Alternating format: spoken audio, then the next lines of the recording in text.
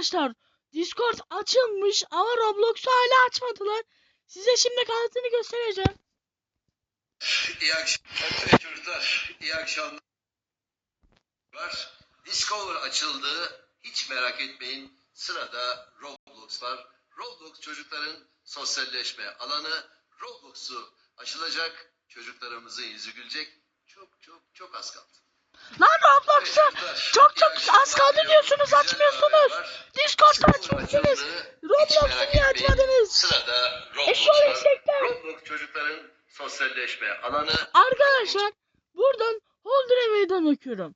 Roblox açılmazsa bütün oyunlar, Minecraft'ta dahil bütün platformlar, YouTube bile dahil kapansın diyeceğim de yok, ben kanalım var, Instagram'ım da var.